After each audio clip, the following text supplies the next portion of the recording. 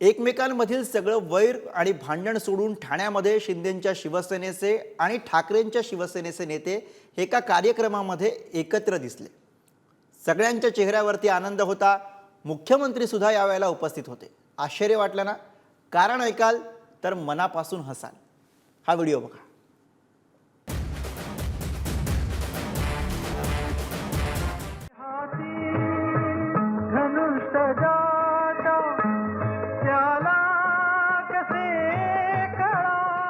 मंडळी, बाण या पक्षाने मारलाय आणि घायाळ या पक्षाचे झाले। अर्थात हा वधू पक्ष आहे आणि हा वर पक्ष। या दोन पक्षांपेक्षाही इथे अन्य दोन पक्षांची चर्चा जास्त होतीये। शिवसेनेत पडलेल्या फुटीनंतर एकमेकांना पाण्यात पाहणारे नेते आणि कार्यकर्ते या प्रेमासाठी एकत्र आले।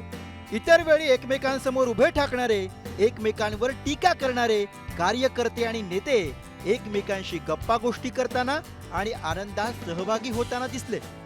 निमित्त होतं ते शिंदेंची शिवसेना आणि उद्धव ठाकरेंच्या शिवसेनेतील लग्नाचं। शिंदेंच्या शिवसेनेचा वर आणि ठाकरेंच्या शिवसेनेची वधू असा हा विवाह सोहळा पार पडला। तुम्ही समजताय तसं यात राजकीय वगैरे काही नाही बरं।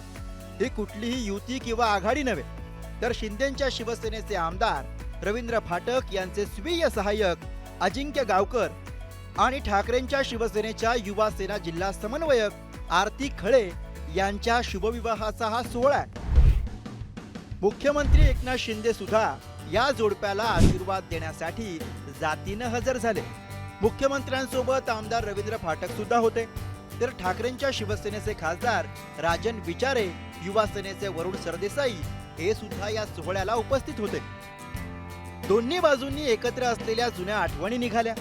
गप्पा गोष्टी खाली खुशाली विचारली गेली। एरवीचे कडवटपणाचे आणि आक्रमकपणाचे ऐकू येणारे सूर मधुर झाल्याचं पाहायला मिळालं। ज्या ठाण्यातून दोन्ही शिवसेनेत वादाची ठिणगी पडली, त्याच ठाण्यात घडलेला हा समारंभ काही क्षणांपुरता का होईना, पण हा सोहळा मनोमिलनाचा ठरला। प्रेमाला भाषा नसते, प्रेमाला कुठलीही बंधनं नसतात असं म्हणतात।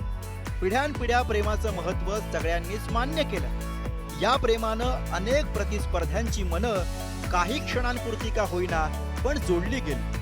दुसरीकडे उद्धव ठाकरे आणि राज ठाकरे हे ठाकरे बंधू सुद्धा एका कौटुंबिक सोहळ्यात एकत्र दिसले। तुमच्या मनात साहजिकच मनोमिलनाचे विचार पुन्हा चमकले असणारच, पण हलक्यात घ्या। निवडणुका तोंडावर आहेत हे फक्त लक्षात ठेवा।